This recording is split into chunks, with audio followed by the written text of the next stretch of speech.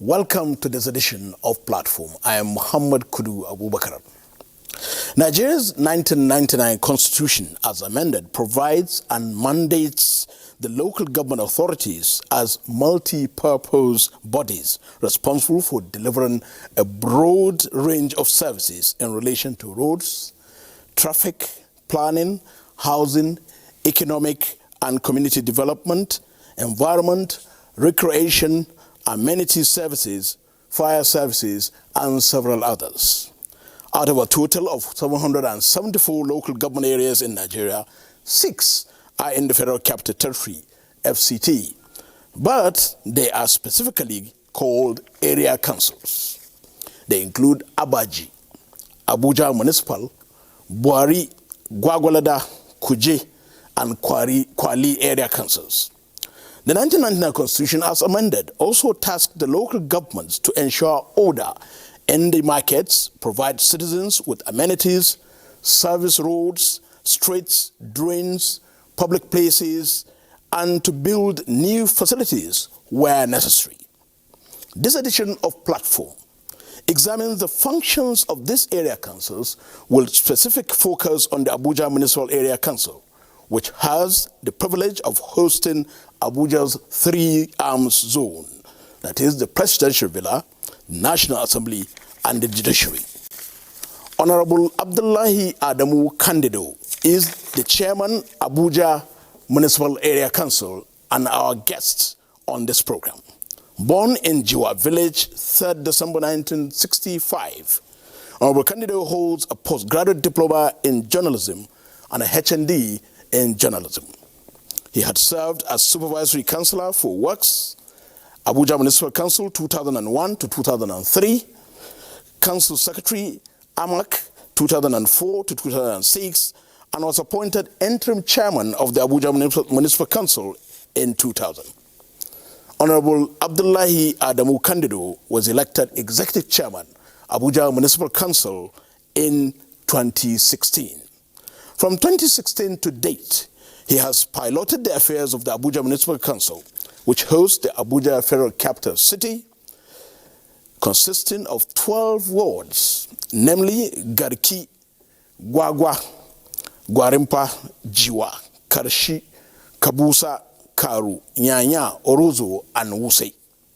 Honorable Abdullahi Adamu Kandido, Chairman, Abuja Municipal Council, welcome to Platform. It's my pleasure, Nigerians. Thank you very much. As usual, we have our panelists. Mitare Ikben from the NT News 24 is one of the panelists today. It's my pleasure.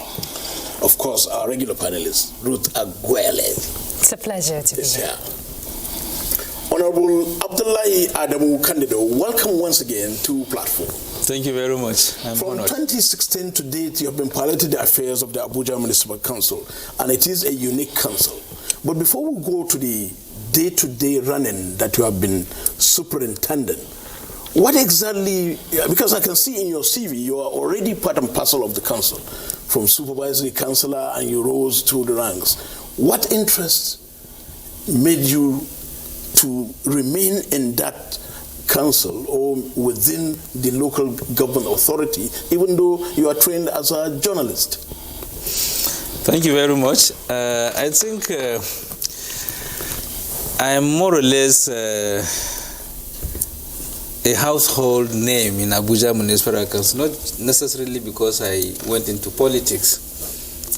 When I finished my secondary education, I started as education assistant in the same Abuja Municipal Area Council before I decided to quit the service and then venture into the art of journalism.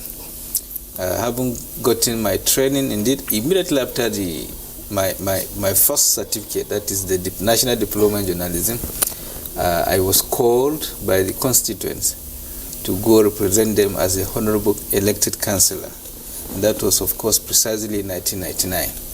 So I was privileged to serve in this capacity for about 5 months and, of course, 5 years, 11 months. And by the grace of God, that was the beginning of my political sojourn as far as the area council is concerned. So far, so good. And I think it is entirely about service. The people desire your service, and you giving you come around, and of course the service gets going. The people get electing you, and they're making you a representative in government. So I think these are reasons why I ventured. And I must also highlight here that even before I ventured into journalism, into partisan politics, I used to be a very good local activist.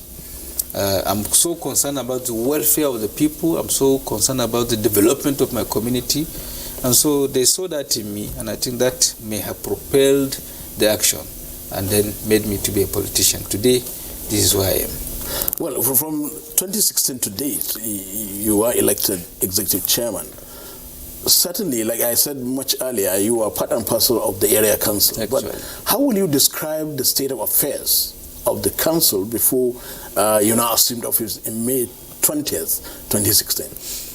I want to assure you that from 1987, when democracy began to, take off in the 6 or in the then 7 local governments as it used to be, I have been a keen participant, a grassroots mobilizer, a grassroots coordinator of political activities, even before I venture into being one. And therefore, I have seen who was the first elected chairman. I also knew those who were appointed as sole administrators, though I may not have anything to do with them. But from the point of the first elected chairman, I played a great role, or greater roles, in ensuring that I mobilize people as to we must be participants, not just passive watchers. We must participate. And so from that point, I knew who was the first elected chairman. Even after the military intervention, I also knew who became another chairman, and subsequently all these chairmen that served in Abuja Municipal Council from 1987 till 1999, when I came as a councillor, I knew them one-on-one, person to person.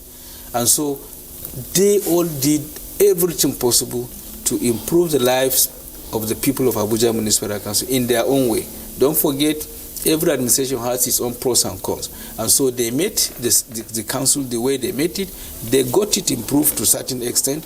And then, of course, in assessing them, I must admit that all the, successive chairmen that I also came to, take to succeed them, they all played major roles in defining governance as far as this area council is concerned. Well, since you don't want to come out and tell us exactly whether there was governance or there was none, let me allow my colleagues to come in. Okay, so Chairman, this is your second tenure in office, and we all know that AMAC is a very important local government council because of its location in the seat of government. Now, would you say, in terms of programs, facilitation and achievements, you've been able to live up to your vision? Yes, I think just like I've said, from 87 till 99, there is no chairman that I did not know. No, talking about you being the chairman I'm now. to my own now. Okay. And so I knew how every chairman operated. And so when I had this opportunity, I refused to do things old ways. Okay, and this is what is going for us here. We try to get things, newly done. Innovations, okay? Instead of just the traditional, you are chairman, end of the month you pay salary, then little droppings, you do one drainage here, one borehole here. No, I refused to do that. What I did was to be creative, okay? And so between that 2016 to date, the area council in the history of its, being in place from 1984 to date, I want to believe, and the AMAC residents are witnesses, that this is one administration that has excelled in innovative ideas. Okay? We put in place several things that you may think they may not even be there because this is a council. You want to break that? Yes. That is Let's what have an idea. Can you name we them? put in place a company. Okay? You wonder why is a local council putting in place a company? We did that in order to expand the frontiers of governance, and trading. We need to do business with the outside world. And today, the AMAC Investment and Property Development Company, which we initiated in 2016, has done 1 or 2 markets. Okay, a $1 billion project in partnership with partners that are supposed to come to partner with government, instead of just thinking of the usual provision of little amenities. You can see the area council has gone above that, went into business, and then today that AMAC Investment and Property Development Company has done so excellently. Of course, they may have some challenges because it's just growing, but with time, I want to believe that successive administration will find AMAC IPDC a good business platform where they can reach out, their potentials. 2, you can also agree with me, and the AMAC residents are witnesses. We put in place what we call AMAC Marshal Guards. Now, it has never happened. Now, these AMAC Marshal Guards are, providing 2 services. One, they are nose diving into rural areas, because haven't trained them. Okay, we posted them to their respective wards. Okay, and now you can. The beauty of it is that even after we put in place this AMAC Marshal, today, 3 years after or so, you can see an idea of coming from regional states, of thinking of pockets of community policing. Yeah. Now, we saw this 3.5 years ago, and we put in place this AMAC Marshal. Today, haven't seen 1 or 2 pockets of criminalities and crimes in their localities. They report it to conventional security agencies. They are not there to arrest and detain, but just to nosedive. If they come across crimes and criminalities, they report to police, they report to SS, they report to NSCDC. This is essentially their job. And 2, we have been able to now bring out people out of joblessness, right? Instead of just loitering around in their communities, which to some extent is because of that you see them falling into crimes, they are now self-employed. Because the little 30,000 were given to each of them has enabled them now to secure one thing to do and then earn a living. Some have even gone to school, okay, extramural classes, part-time courses and quite a bit because of this little services. And so today, some of them are in the universities. Now, if have not done this, they wouldn't have gotten that chance. This is a creativity. This is a creativity and innovation from the part of my government. We're in a studio here. My administration, in just 2 years of its coming to be, initiated and conceptualized what we call AMAC Community Radio. It has never happened. Now it is in the offing. We have gotten the facilities in place. We are now only just some meters away from achieving our license, where we are going to disseminate information in our own local ways. The people need to be sensitized. The people need to know what is around them. The government need to also hear from the people. Now this AMAC Community and Grassroots Radio is going to disseminate information in local languages, and is also going to communicate in the real Nigerian senior languages, the Hausa, the Yoruba, the Igbos, and what have you. You can see. So in a sense, you will agree with me that this administration, which I'm leading, has conceptualized theories different from what we used to have in years past. Now here we are, thinking of ideas. Apart from even providing the services we are doing, we are also putting in place some of these facilities so that at least the people can have something doing. We also conceptualize the idea of having skills acquisition centers. They are all established in order to, ensure that since not everybody can get white-collar job, you loiter around going from ministry to ministry, going from, the department, institutions and agencies. These jobs are not coming. So instead of that, we say, look, gentlemen, you have acquired degree, yes, you have a diploma, you have HND or whatever. Go learn a trade so that you can use that skills and earn a living. These are, theory that we put in place, and today I want to assure you that it's paying off, because after just 3 years, we have changed the face of our thinking. The people in AMAC have seen one or two things on ground. Apart from the facility that are essentially supposed to be provided by a local council, we have also thought of these ideas. And I'm sure that with additional 2 years to go, we are thinking of other things. Okay, Honorable Candido, during your first tenure, your development blueprint was called the Change Agenda. And now, upon your re-election, it's called the Next Chapter. So, in terms of infrastructural development, what has changed and what is the next chapter? Good.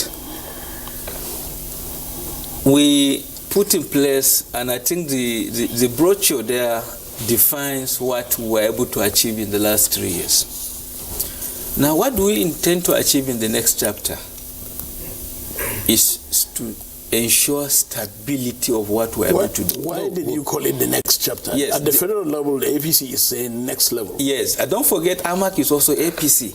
So because we're at local level, we wouldn't like to define our own as next level, but next chapter, because we're opening up a new chapter from the last, level we came from. We're coming up with a new chapter of new thinking once again. You get my point? Instead of the usual thing we did in 3 years back, we're now thinking of coming up with new thinking. And this new thinking has to do with, touching lives, ensuring that there is empowerment in the people. In terms of infrastructural development, what were some of your milestones in the Change Agenda? This is what I'm trying to let you know. This new chapter has defined a course. Today we have what we call AMAC Microfinance. First in history. It's headquartered in the Secretariat, and we have a branch in Gwagwa, sited in the market, providing soft loans. Okay? The people can now access the little bank, get little soft, money, and they improve their target of business. Now, this is a new chapter, because in the last chapter, we did not have it. Now we are having it again this time around, because we want to make sure that things were touching physical person. Having provided one or two little infrastructure on ground, we now need to empower men themselves. We now need to make sure that people feel the pulse of government. And so by putting in our microfinance bank, then the people have now access to do business, and then improve their well-being. This essentially are things we want to do. And of course, I have also put in place what I call AMAC Environmental Cadets. We are talking of how to ensure that our communities or our society are healthy in nature. And so because of this, we were able to put in place this AMAC Environmental Cadets, well-kitted and well-trained. And then they are now also, just like the marshals, going around our localities, sensitizing Nigerians on how they must live, in a very good environment. Recently, the AMAC withdrew from the Solid Waste Management Service and left it to the AEPB. What initiative? No, we didn't leave it. We did not just abandon our obligation. Okay. AEPB is an establishment of the Federal Capital Territory. From the concept of the Constitution, local councils, not just AMAC alone, local councils have the prerogative. They have the defined laws guided by the Constitution of the Federal Republic of Nigeria to do some of these pockets of clearing and whatever about as far as environmental issues are concerned. Why we have to allow for mutual understanding in the Federal Capital City is to ensure that necessarily in this capital city, I wouldn't like people to be put in pains unnecessarily. And then the councils in the recent past and the FCDA through the AEPB have clashed unnecessarily. We saw it as not too good for government, serving the same people. So we agree that yes, certainly this is our job. Okay. We agree we are limited as far as capacity is concerned. You are a big brother. I think we can have this palliative of understanding. Let's reason together because we are serving the same people. And therefore, we reach out to them. They reach out to us, and we sign this understanding that, yes, you and AMAC can do this thing together. when we are in the field now, there won't be any more quarrel. Because when we go to you as a client and we want to take one or two things for you so that we can service you, and AEPB comes. That's double and multiple. But is there environmental awareness, especially in this rural areas? Yes. Exactly what I did was to ensure that between the area council and FCDA through the AEPB, we entered into lots of understanding, and we came to the Secretariat of AMA and then signed a deal which we read in a press conference. And apart from the press conference, which was televised and also carried in the radio stations, our men are also in the field sensitizing that, look, this gentlemen, we no longer are carrying out this thing. It is AEPB. The understanding is just between we and AEPB. So the people are well aware and they are well informed. And indeed, it has reduced a lot of tension now, because usually there used to be this crisis of who is supposed to take, who is not supposed to take. Now it has buried that. If I stay with environmental sanitation, previous rainy seasons, we've experienced flooding and flash floods in parts of the Abuja municipal, especially in the satellite towns. What are you doing, and what are your marshals doing to address this trend, especially ahead of this rainy season? Yeah. I quite understand where you're going, but I need to also let you know that because we are domiciled in the capital city, we appreciate our capacity and we also appreciate our incapacity. As for flooding, the area council does not have the capacity, to really mitigate against this menace called flooding, that is a natural disaster. And so the Federal Capital Territory, through its agencies, does that. What our marshals does is to only sensitize and create awareness among the people exactly on what the I was need trying to for find them out. to ensure that they don't drop waste into gutter so that these gutters are not blocked unnecessarily, because it is in the process of just wasting, dropping your waste into drainages and what have you, that the drainages get blocked and then water could not even access where to flow any longer. So we are sensitizing citizens on that basis. And don't forget, the capital city is not just the area council. Our Amak area council is right into the bush, 20 kilometers away from the capital city. What you are noticing or witnessing within this, in the areas of this flooding, are usually within this estate developed communities, and therefore the FCDA does that while we go to the rural areas to do what we can. And then where it is above us, we call the attention of the office that are concerned as far as this flooding is concerned. Yes, I asked specifically because some of these flood challenges are actually in the rural areas, which you just confirmed is within your jurisdiction. Yes. So can you candidly tell us or give us a distinction between your jurisdiction as Abuja Municipal Area Council and the jurisdiction of the Federal Capital Development Authority, especially in terms of provision of amenities and infrastructural development? Well, if you go to communities, you will see facilities so provided by these area councils, particularly drainages and what have you. But if it comes to flooding, I must confess, and I must give it to FCDA or FCTA, because they are bigger brothers, and they have the best of capacity to handle whatever affairs about that has to do with flooding. But as far as we are concerned, in most of our localities, we provided good drainages and of course roads. And so when there is rain, there is every reason to know that we are not afraid of a situation that could cause havoc. But where we have such situation, we quickly call the attention of the office, that is the FCDA, the agency that is charged with that responsibility, and we have partnered and worked together in the last rainy season. Can you highlight some of these roads and drainages specifically? Because I'm asking because some people think your functions are subsumed in the functions of the Federal Capital Development Authority. So it would be good for you to highlight and mention some of these road and drainage projects. We have 12 wards, in Abuja Municipal Council, and I will beat my chest through my brochure, okay, for people to visit these wards, and then they will certainly confirm what I'm now saying, you know, on this platform. For instance, if you go to, we have 3 axes in AMAC: Zone A, Zone B, Zone C. There is no zone that one community or the other did not,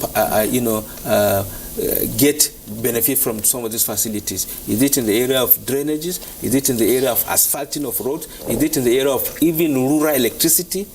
We connect one village or the other. We also add value by, you know. I think what Mitere wants you to do, Honorable Chairman, is last year there were challenges of flooding, particularly in Gwarimpa area, which happens to be one of the wards that falls under your jurisdiction. Yes. What did you do, and what did FCDA do? We partnered together.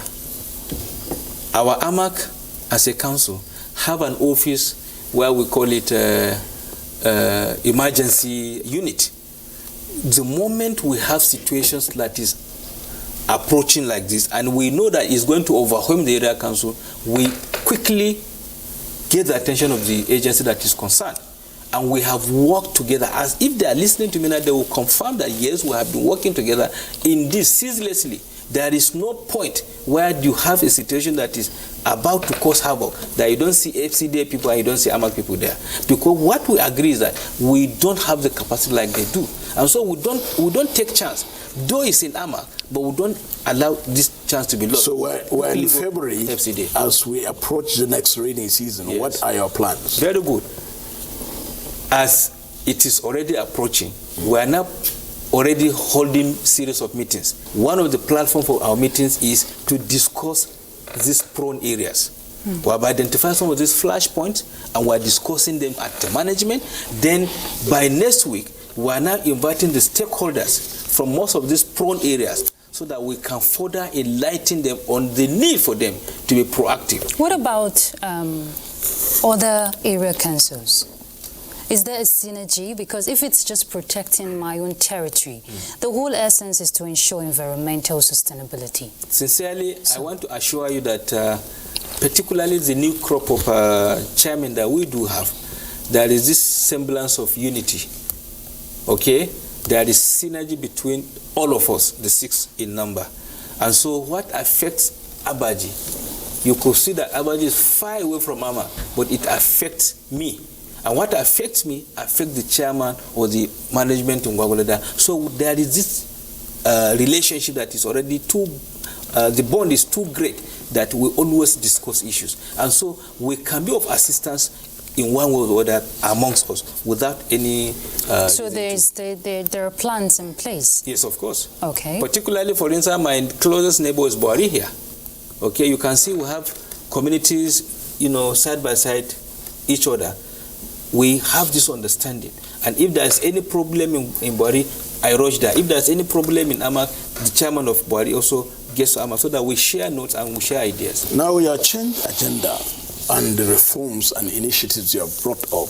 You've talked of the investment and property development, whereby you said markets are being developed, the AMAC Marshall Guards, AMAC Community Radio, Skills Acquisition Center, AMAC Microfinance. Where is Abuja Municipal Council getting all these finances to do these novel ideas? Or is it that you had some money somewhere, or it's just the same statutory allocations that you have?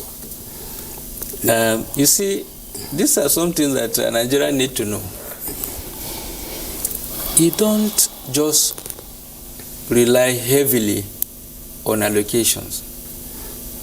So, because you know that these allocations are limited, they won't cover what you really want to cover. What you do is to allow for private-public partnership. These are the thinking. Possibly because in the past, we don't see beyond our nose. Now we allow our wisdom to be applied in this area where if I don't have this means, what do I do? Let me just give you an example. AMAC IPDC. The area council put in little resources. Okay?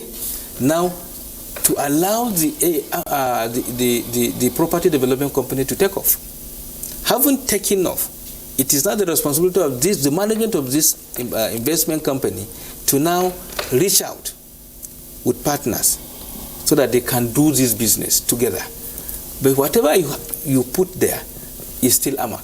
And therefore, this is the angle we are coming. We are using public-private partnership, okay? Because across the globe, government is not all about just rendering service through little effort of services and then paying salary. You need to do other things. And so that is exactly what we are doing. But is it like outsourcing your responsibilities? No.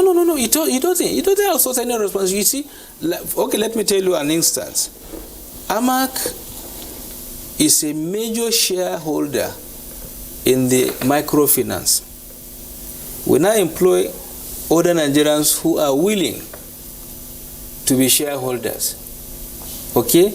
But the name we use is AMAC Microfinance. If you are now coming to invest your little resources into it, you become a shareholder. You can even rise to becoming a director. What the important is that we are doing business with people. Okay? And it doesn't take away anything from the council. We are not changing the services we are supposed to provide using our little allocations and IGR. Instead, we are only boosting the morale of the council and expanding and opening the council to the outside world. What about tax? What about tax payment? Because I know AMAC collect a lot of tax from people.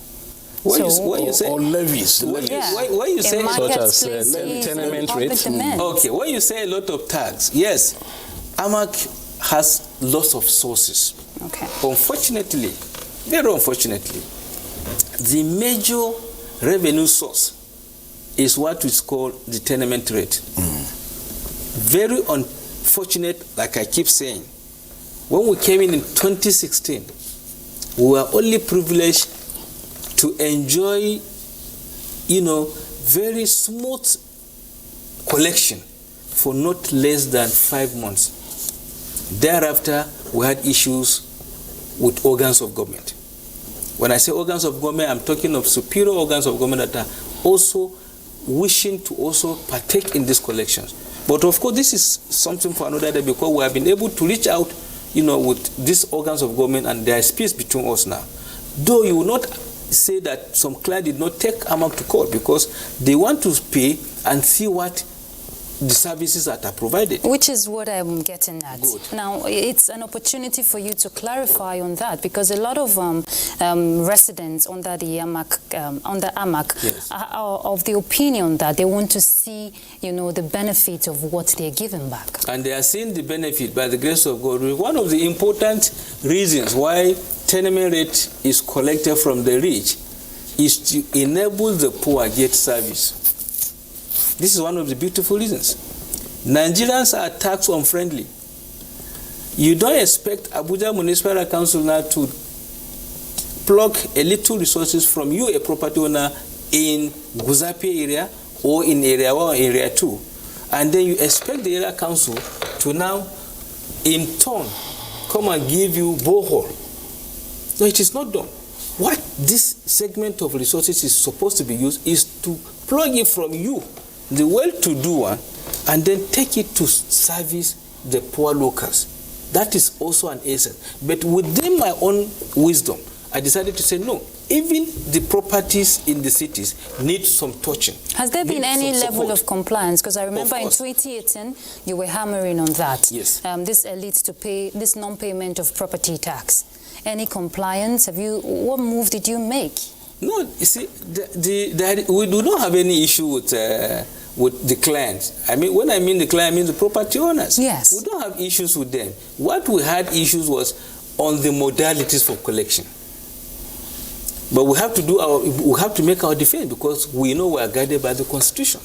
And because we are guided by the Constitution, the upper organs of government who do not maybe appreciate our situation finally, saw reasons why, yes, they have to support the idea of area council. And so what is most important is that judicious use of these resources in the best manner. And that is what I'm saying, that when you go to this locality, you will see things. So what is the percentage compliance? That's what Ruth is trying to it's high. It's very good. The percentage? Yes, exactly. Except for now, that we have little issues in the court. Some clients When are you say very good, 80%, 90, 60? well, we can give it to 50, 60. Because of the kind of the nature of our tax unfriendliness. People hardly pay tax. That is one thing. And so that is the area where local councils sometimes use enforcement.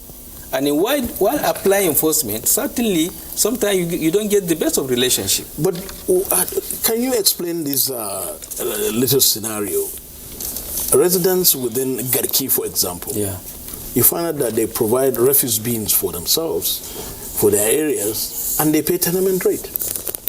Those refuse bins, in my thinking, should be provided for by the municipal area council. I think we have our men who does all these things. Sometimes, before we had this understanding, you're talking of refuse collection, before we had this understanding with the AEPB that are now carrying out, collections of waste within the capital city while we do the suburb. Okay, the area council have its own contractors too that go around to collect this waste and then deposit them in the dumping site. So there wasn't any issue that will suggest that, we are not doing our own bit. But the issue is that this is something that you collect now, and in the next 1 hour, it is as if you have not even collected. This is something that has to do with our character and conduct. The moment you are able to clean this spot, drive to the next street, and before you come back, you will still see refuse again dumped in that particular place you have collected. So it has been a major cause of concern, but of course, we are all learning and we are trying to improve on the idea so that people can begin to know that this must not be the way you are, putting your waste. So for tenement rate, who now collects? Because in recent times, some residents of the municipal will see officials from the FCTA and at other times see officials from AMA. Who now collects tenement rates in the municipal? Nigerians should know that as nationwide, when I talk of nationwide, tenement rate collection is to be done by local councils. And as far as we are concerned, in the capital city here, the only council we have is Abuja Municipal Council. Outside the AMAC, we have other 5 area councils. But within the AMAC here, tenement rate collection is done till now, and it will remain, guided by the Constitution, is to be done by Abuja Municipal Council. Now, Chairman, everything you've said here, yes, we'll commend your efforts. You have really tried to change the narrative, and in fact, what you're doing can be compared to some state level. But the area of continuity, now this is your second channel. Yeah. When you leave, we have this syndrome of continuity. I don't know if I should call it a challenge. What do you think if we must sustain these developmental goals you have already set in place? Well, this is a common phenomenon. As you're about to take a bow, you never know who becomes the chairman.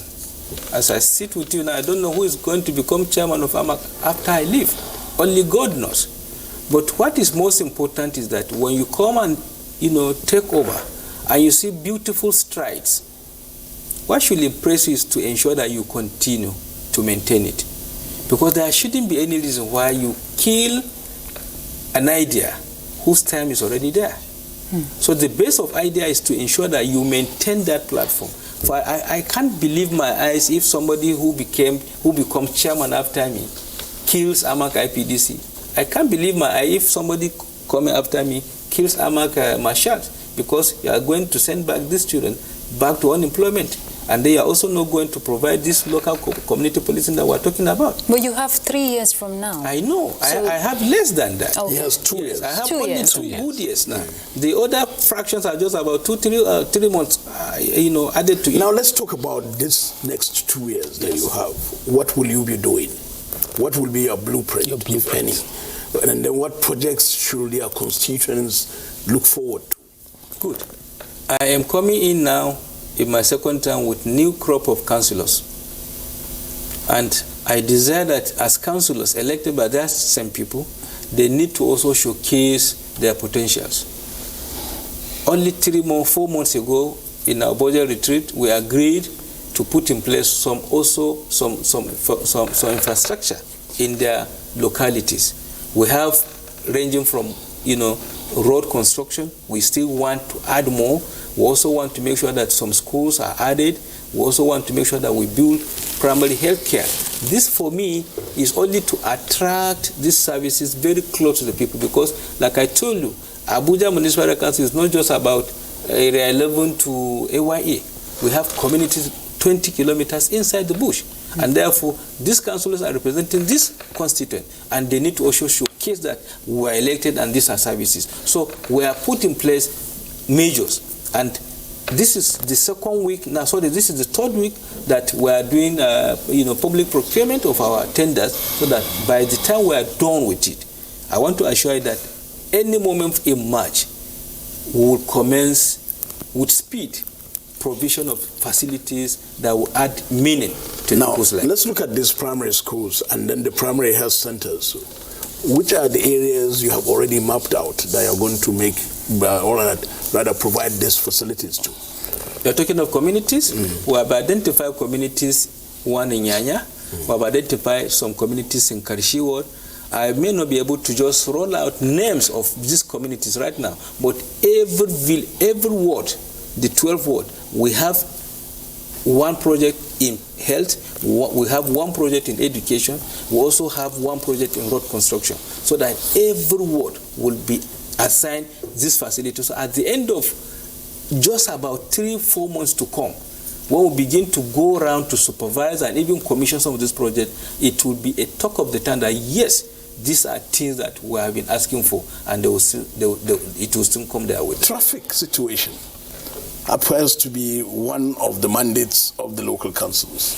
And this is one area that you will agree with me, particularly in the areas to Nyanya, when you are leaving the municipal city, you are going towards Nyanya. In spite of the expansion of the roads, the traffic is still something else.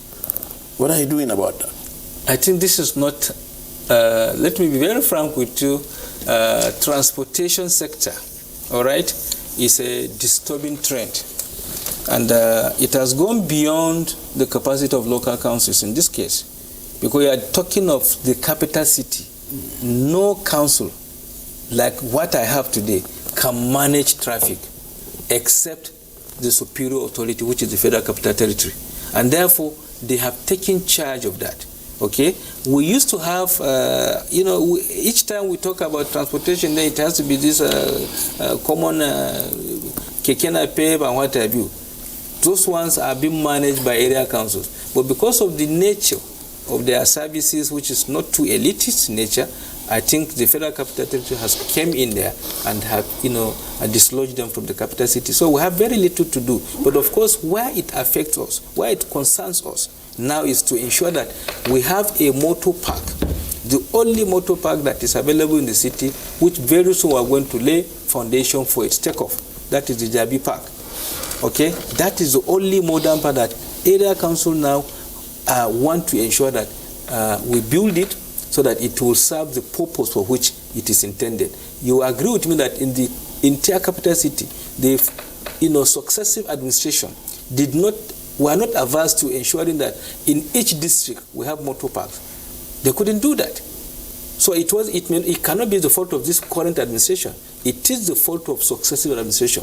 But we are lucky that this Jabi Park is domiciled within the capital city and is owned by Abuja Municipal Council. So we are taking advantage of that situation so that we can add value to what the Federal Capital Territory is doing by ensuring that after putting in place this Jabi Park, it will minimize unnecessary issue that has to do with where bus stops and passengers are Any plans to upgrade the park? That is what I'm saying. It's going to be an international motor park. Okay?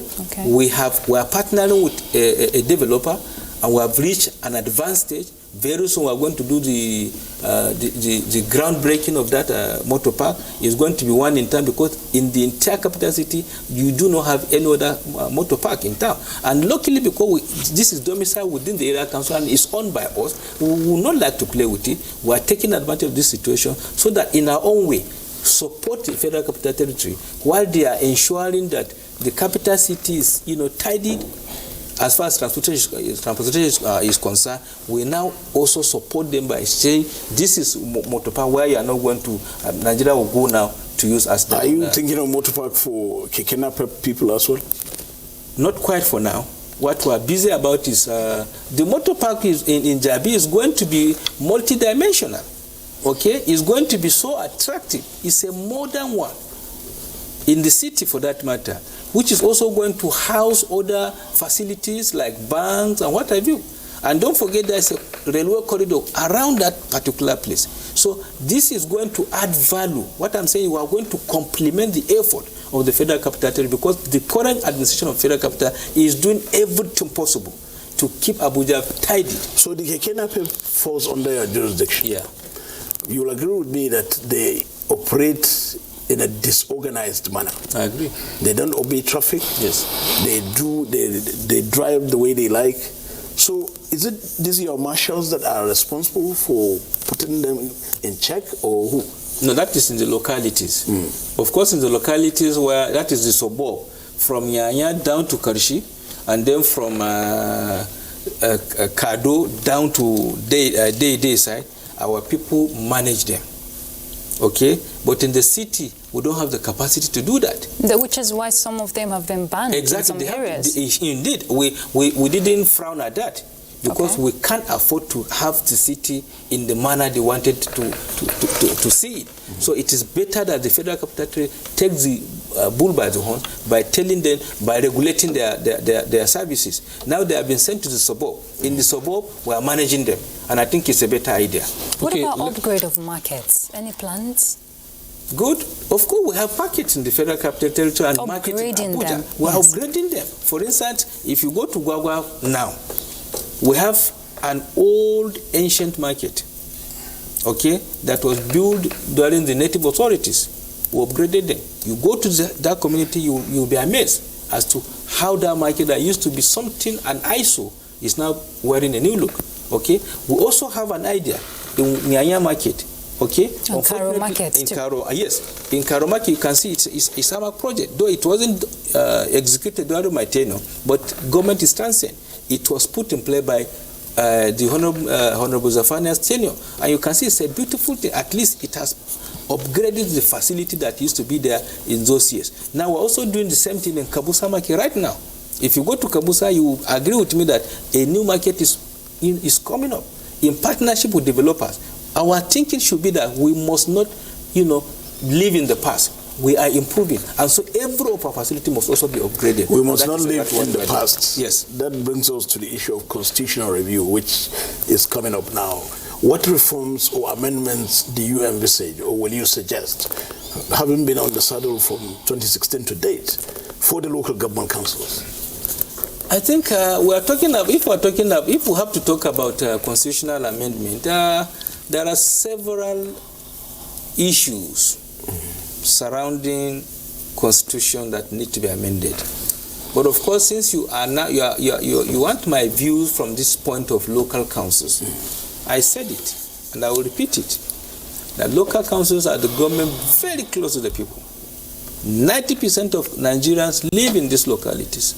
Whatever is your position, you must have come from one local government to the other, right? And therefore, it means local councils must not be just treated as if they are nothing.